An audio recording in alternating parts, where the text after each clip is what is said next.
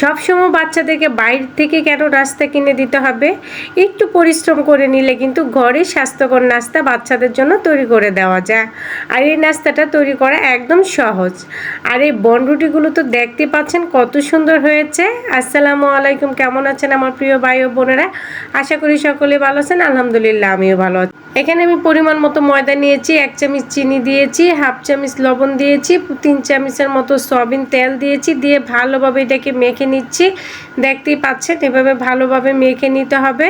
তারপরে হালকা কুসুম গরম পানিতে আমি 2 চামচ ইস্ট দিয়ে দিব, দিয়ে ভালোভাবে ইস্টটাকে মিশিয়ে নেব। তারপরে এখান থেকে আমি অল্প অল্প করে পানি দিয়ে ময়দাটাকে মেখে নেব। একেবারে পুরো পানিটা দিয়ে দিব না, তাহলে দেখা যেতে পারে যে ডোটা পাতলা হয়ে যেতে পারে। সেজন্য আমি অল্প অল্প করে দিব, দিয়ে মেখে নেব। আর আমরা চাইলে কিন্তু আমাদের বাচ্চাদেরকে সকালবেলা বা বিকালবেলার নাস্তা হিসাবে এইভাবে বনরুটি বানিয়ে বাসায় খাওয়াতে পারি। বাচ্চাদের জন্য কিন্তু এটা খুবই সুন্দর একটি নাস্তা। আপনারা বাচ্চাদের টিফিনেও দিতে পারেন, এবং বাচ্চাদেরকে বিকালবেলাও খাওয়াতে পারেন, বা আপনারা নিজেরাও চার সাথে কিন্তু খেতে পারেন। আর এই বনরুটি বানানোটা কিন্তু অনেক সহজ। আমি এটাকে 10 মিনিটের মতো রেস্টে রেখে দিয়েছিলাম। তারপরে এরকম দেখতে পাচ্ছেন ছোট ছোট করে আমি রুটির ডোর মতো করে তৈরি করে নিয়েছি। এভাবে আমি তৈরি করে নিব। তারপরে আমি এখানে একটি রুটিকে বেলে নেব। এইভাবে একটি রুটিকে বেলে নিব, আর একটি যে লেচি এটা আমি উপরে রেখে দিব। এইভাবে দেখতে পাচ্ছেন। এভাবে রেখে দেওয়ার পরে রুটির সাইডটা আমি এভাবে কেটে নেব।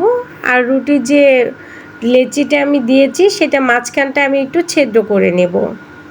এভাবে একটু ছিদ্র করে নেব। এখানে আমি 1 পিস মিমি চকলেট দিব, দেখতে পাচ্ছেন। আর কিছু সাদা তিল দিব, যেন খেতে একটু বেশি ভালো লাগে, বাচ্চারা যেন পছন্দ করে। আর এই বনরুটিটা কিন্তু খুবই সুন্দর একটি পারফেক্ট বনরুটি হয়েছিল, আর খেতেও কিন্তু অনেক মজা হয়েছিল। তারপরে এভাবে যে রুটিটা আমি কেটে নিয়েছি সাইড দিয়ে, এই রুটিটা এভাবে দিয়ে দিব, তাহলে একটু ভাজ পরে রুটিটা খেতেও ভালো লাগে, দেখতেও সুন্দর লাগে। এখন এটাকে আমি তেলে দিয়ে ভেজে নেব। এভাবেই আমি বনরুটিগুলোকে তৈরি করে নেব। এভাবে তেলে দিয়ে মিডিয়াম জালে ভেজে নিতে হবে। একেবারে হাই জালে দিয়ে দিবেন না, মিডিয়াম জালে ভেজে নিলে সুন্দর একটি কালারও আসবে, রুটিটাও পারফেক্টভাবে হবে। দেখতে পাচ্ছেন কত সুন্দর একটি কালার এসেছে। এভাবে ভেজে নিতে হবে। তারপরে দেখেন আমি আরেকটা রুটি বেলার সময় একটু তিল দিয়ে দিলাম, দিয়ে বেলে নিব রুটিটা, যেন তিলটা পড়ে না যায়। এই জন্য আমি রুটিটার সাথে বেলে নিয়েছি। তারপরে দিয়ে দিব আরেকটা লেচি, দিয়ে রুটিটা এভাবে সাইড দিয়ে আবারও কেটে নেব। তারপরে মাঝখানটা এভাবে একটু ফাঁক করে নেব। নিয়ে এখানে আবার 1 পিস মিমি চকলেট দিয়ে দিব, কিছু তিল দিয়ে আমি আগেরটার মতো করেই এই রুটিটাও এভাবে ভাঁজ করে নেব। আপনাদের সুবিধার ক্ষেত্রে আমি দুটোই দেখিয়ে দিলাম। দেখতে পাচ্ছেন এভাবে ভাঁজ করে নিয়ে এটাকে আমি তেলে দিয়ে আবারও ভেজে নেব। এভাবেই কিন্তু আমার সমস্ত বনরুটিগুলোকে আমি ভেজে নেব। দেখতে পাচ্ছেন আমি কিভাবে ভেজে নিচ্ছি।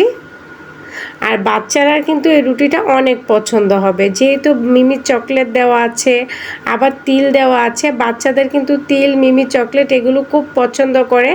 আশা করি আমার বাচ্চাদের যেহেতু পছন্দ হয়েছে, আপনার বাচ্চাদেরও পছন্দ হবে। দেখতেই পাচ্ছেন আমার 3টা বনরুটি বানিয়ে ফেলেছি আমি। দেখেন কতটা সুন্দর পারফেক্ট এসেছে বনরুটিগুলো। এখন আমি একটি বনরুটি আপনাদেরকে ভেঙে দেখাচ্ছি। প্রচুর পরিমাণের গরম, তার মাঝে একটি বনরুটি ভেঙে দেখাচ্ছি। দেখতে পাচ্ছেন চকলেটটা একদম গলে গিয়েছে। আর এরকম সুন্দর একটি বনরুটি যদি বাচ্চাদেরকে টিফিনে দেওয়া যায়, তাহলে বাচ্চার টিফিনের বক্স কখনো ভরা আসবে না, সেটাকে খালি নিয়েই আসবে বাসায়।